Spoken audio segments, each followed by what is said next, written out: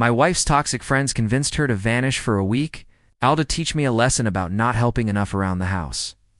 But when I got home and found her gone without a word, I immediately feared the worst. I called the police and filed a missing person report, only to discover she was hiding at her sister's place, laughing at my panic with her friends. They even filmed my distress for social media. I'm still reeling as I write this. And my name is Jake. I'm 29, and I honestly believed I was married to someone I could trust with my life. My wife, Emma, and I have been together for 6 years, married for 3, until last week. I thought we had a solid relationship with the usual couple issues that we'd tackle like adults. I was completely wrong. To start, both Emma and I work demanding full-time jobs. I'm a software engineer at a startup, and she's a marketing coordinator at a mid-sized company. We both put in long hours, and yes, we've had ongoing talks about household chores. Emma felt like she was doing more around the house, and to be fair, she was probably right. I'd been trying to improve, taking on more tasks, but apparently not quickly enough for her. That's where Emma's friend group comes in: Melissa, Ashley, and Brooke. These 3 women have a combined 5 divorces under their belts, and they seem to pride themselves on handling men. Every time Emma hangs out with them, she comes home with a new complaint about our relationship, or a story about how one of them put their ex in his place. I've always found their dynamic unhealthy, but Emma insisted they were just supportive friends who wanted the best for her. 3 weeks ago, Emma returned from a girls' night more upset than usual. She claimed her friends had opened her eyes to how much I was taking advantage of her. According to them, I was a typical lazy husband who expected her to cater to me while I just played video games.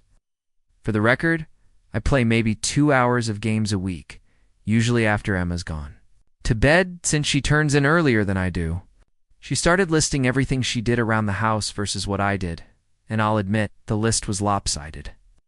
But instead of a productive conversation about fixing it, she kept saying things like, "Melissa says no woman should have to live like this," and Ashley's ex tried the same thing, and she quickly showed him.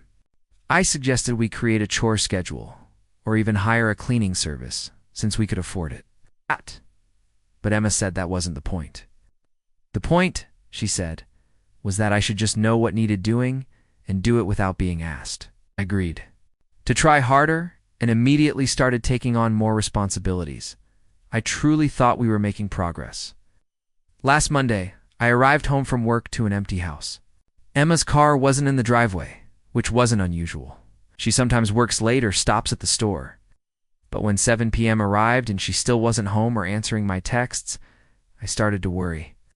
By 8 p.m., I was calling her phone repeatedly, but it went straight to voicemail. I texted her sister Maya, asking if she'd heard from Emma. Maya said no and seemed puzzled by my question. I called Emma's work, and her boss confirmed she'd left at her usual time, around 5:30. By 9 p.m., I was truly panicked. Emma has never been the type to just disappear without communicating. In fact, she's usually overly detailed about her plans. I went upstairs to see if any of her clothes were missing, thinking maybe she'd mentioned a work trip I'd forgotten. That's when I noticed several outfits were gone, along with her toiletries and her favorite pillow. Her laptop was missing. 2, it looked like she'd packed for a trip, but she'd never said anything about going anywhere. I called Maya again, this time more frantic, asking if Emma had mentioned leaving town. Maya said absolutely not, and she was starting to worry too. I called Emma's parents, and they hadn't heard from her either. By 10 p.m., I was convinced something terrible had happened. I called the police. The officer who took the report was sympathetic but explained that, since Emma had clearly packed her things, it seemed more like a voluntary departure than something sinister. Still, he took all the information and said they'd do a welfare check. I didn't sleep that night. I kept calling Emma's phone, leaving increasingly desperate voicemails. I called hospitals. I even drove around town searching for her car, checking parking lots of places she might go. Nothing. Tuesday was a blur. I took the day off work and spent it calling everyone we knew. I posted on social media asking if anyone had seen Emma. I was genuinely terrified something had happened to her, that maybe she'd been in an accident or worse. Maya came over Tuesday evening because she was worried about me. She said I looked awful, which I did. I hadn't eaten or slept properly since Monday, I spent the evening calling more people and trying to think of any place Emma might be. Wednesday morning, the police called to say they'd tracked Emma's phone to a location about an hour away, but when they went to do the welfare check, no one answered the door. They said they'd keep trying. I was losing my mind. Calling Emma's friends, Melissa claimed she hadn't heard from Emma since the weekend. Ashley said the same thing. But when I called Brooke, something in her voice seemed off. She was too casual, too dismissive of my worry. She kept saying things like, "I'm sure she's fine. Maybe she just needed some space." Thursday morning, I couldn't take it anymore. I called Emma's work and told them I was her emergency contact and needed to know if they'd heard anything. Her boss was concerned and said Emma had called in sick for the week, but hadn't given any details about her whereabouts. That evening, Maya called me, crying. She said she'd been thinking about how strange Brooke had sounded and decided to do some investigating. She'd driven by Brooke's house and spotted Emma's car parked behind it, partially hidden by other vehicles. I felt a mix of relief and absolute rage. Relief that Emma was safe, and fury that she'd let me believe something terrible had happened to her. Maya and I drove to Brooke's house together. I rang the doorbell, and when Brooke answered, her face went white. "Where is my wife?" I asked, trying to keep my voice steady. Brooke stammered something about not knowing what I was talking about, but then I heard Emma's voice from inside saying, "It's okay, Brooke. He found me." Emma came to the door looking sheepish, but nowhere near as apologetic as someone should look after putting their spouse through 4 days of hell. Behind her, I could see Melissa and Ashley sitting on the couch, looking like they'd been caught. Red-handed? "Can we talk?" Emma asked. "For days?" I said, "For days? I thought you were dead." I filed a police report. I called hospitals. "Your parents are worried sick. Maya has been crying for 2 days straight. What the hell's wrong with it?" "You." That's when Emma dropped the bombshell. She said her friends had convinced her that the only way to make me understand how much I needed her was to disappear for a while. The plan was to let me stew for a week while she stayed at different friends' houses, then return and have a conversation about household responsibilities from a position of strength. I stared at her in disbelief. "You thought the best way to handle our argument about chores was to make me think you were missing or dead?" Melissa chimed in from the couch, saying something about how men never listen until there are consequences. Ashley nodded along, saying this was a classic power move that had worked for her in past relationships. That's when Brooke made a comment that made my blood run cold. She said, "At least we got some good content out of it." She held up her phone and said they'd been taking pictures and videos of my meltdown to share with her other friends.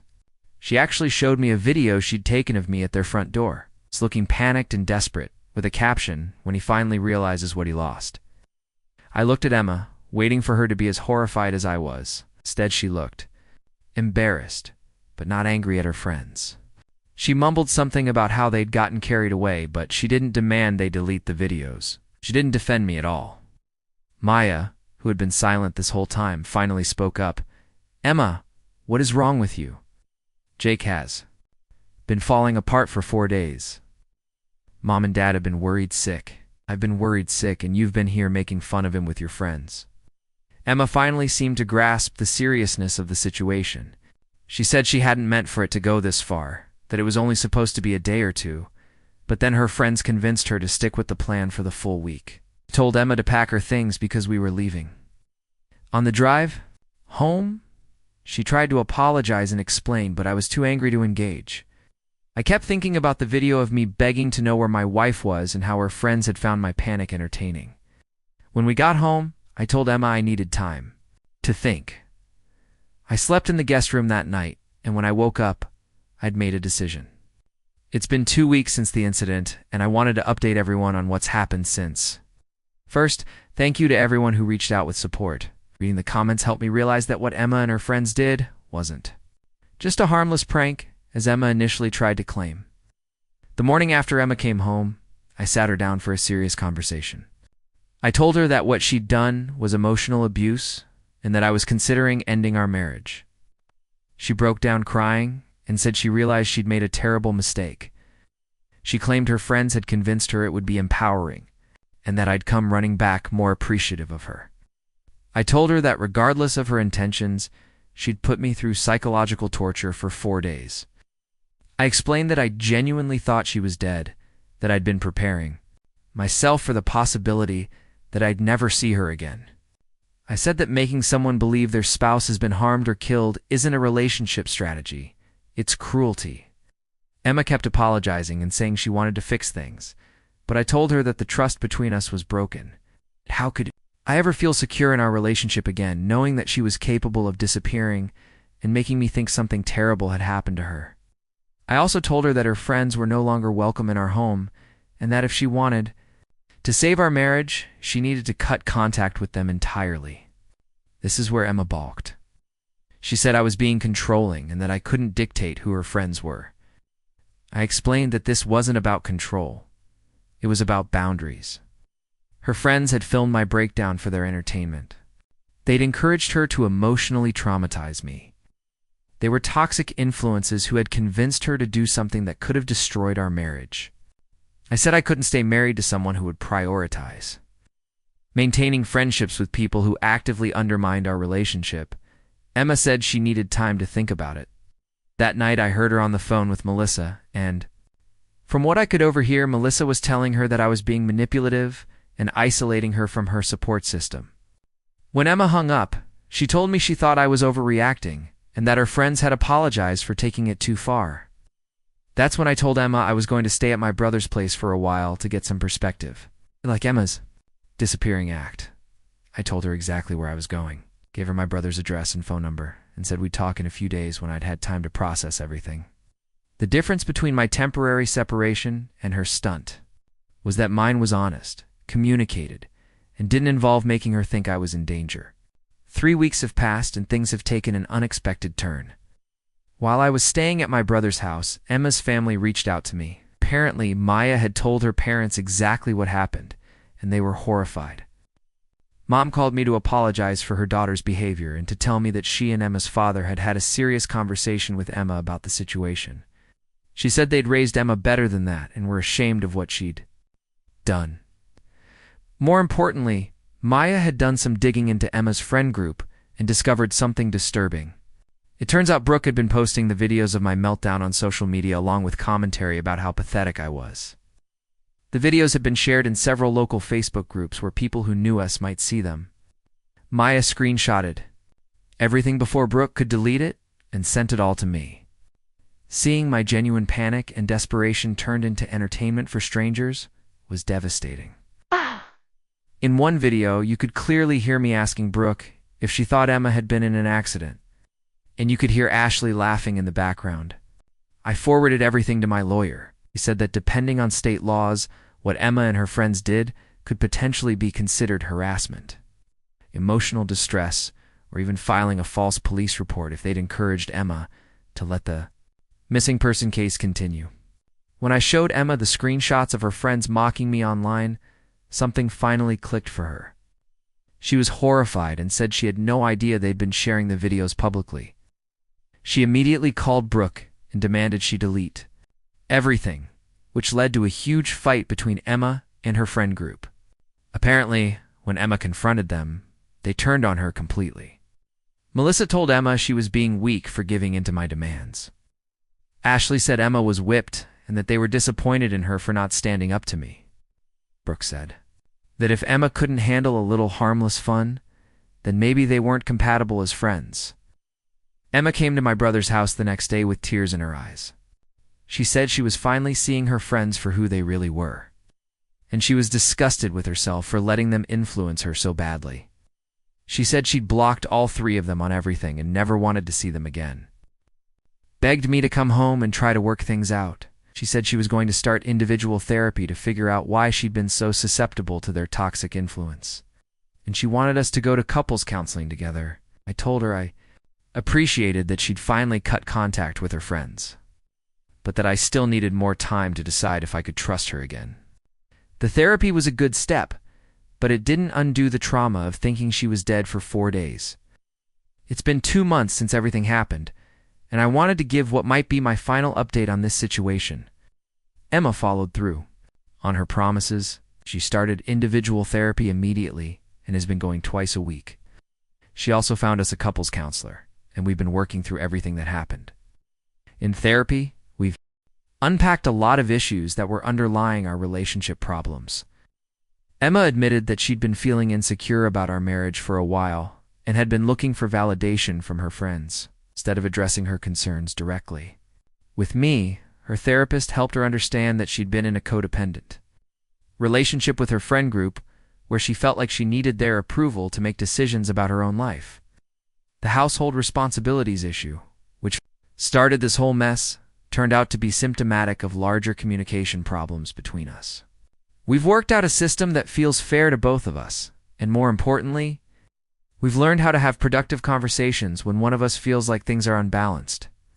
I've also been in individual therapy to work through the trust issues and anxiety that developed after Emma's disappearance. For weeks after she came home, I would panic if she was even slightly late getting home from work. My therapist helped me understand that what I experienced was a form of trauma, and it's taken time to heal from it. The breakthrough moment in our couples counseling came when Emma truly understood the impact of what she'd done. Our counselor had her write down how she would feel if I disappeared for 4 days, letting her think I was dead while I was actually hiding at a friend's house, making fun of her panic. When Emma read her own words back describing that scenario, she broke down completely. She said she finally understood that what she'd done wasn't just a mistake or taking things too far, it was genuinely cruel. She said she couldn't believe she'd been so callous about my feelings, and that she was ashamed of the person she'd become under her friend's influence. As for the legal side of things, my lawyer advised me that while we probably had a case for harassment or emotional distress, pursuing it would be expensive and time-consuming. And since Emma had cut contact with her friends and was working to make amends, it might be better to focus on healing our relationship instead. I did file a complaint with the police about Brooke posting the videos without my consent, and she was issued a warning about cyberbullying and harassment. She also had to delete all the videos and posts, though I'm sure screenshots exist somewhere. Emma's former friends apparently didn't take the end of their friendship well. Maya told me that they've been spreading rumors about Emma and me around town, claiming that I'm controlling and abusive for isolating Emma from her friends. Fortunately, most people who know us can see through their nonsense, especially since Emma's family and close friends have been supportive of her decision to cut them off. 6 months later, I'm cautiously optimistic about our marriage. Emma has continued with therapy and has made significant changes in how she approaches relationships and conflict resolution. She's built new friendships with healthier people who encourage her to communicate directly with me rather than plotting behind my back. We've established new boundaries and communication protocols that help us feel more secure. Emma checks in with me when she's going to be late, not because I demanded it, but because she understands how her previous actions affected my sense of security. Similarly, I've made consistent efforts to stay on top of household responsibilities because I understand how feeling unsupported affected her. The most important change is that Emma now runs any major decisions by me first, rather than letting friends influence her choices about our marriage. She's learned to think critically about advice from others and to prioritize our relationship over outside opinions. I won't lie and say everything is perfect. There's still moments when I feel anxious if Emma doesn't respond to a text quickly, and there are times when Emma feels guilty about what she put me through. But we're working through it together, and our relationship is honestly stronger than it was before this happened. The experience taught us both valuable lessons about trust, communication, and the importance of protecting our marriage from toxic outside influences. Emma learned that being a good friend doesn't mean blindly supporting someone's worst impulses. And I learned that I need to be more proactive about addressing relationship issues before they reach a breaking point. To anyone reading this, who might be in a similar situation, toxic friends can destroy your relationship if you let them. If your friends are encouraging you to lie, to manipulate, or emotionally abuse your partner, they're not good friends. Real friends want to see your relationship succeed and will encourage you to communicate honestly with your partner, not to play mind games. And if someone you love disappears and makes you think they're in danger as a way to teach you a lesson, that's not love, that's abuse. No relationship problem is worth putting your partner through the trauma of thinking you're dead. I'm grateful that Emma was willing to do the hard work to rebuild our trust, but not everyone would be willing to come back from something like this. We're lucky that our story has a happy ending, but it easily could have gone the other way. Marriage is hard enough without sabotage from the inside. Protect your relationship. Choose your friends wisely.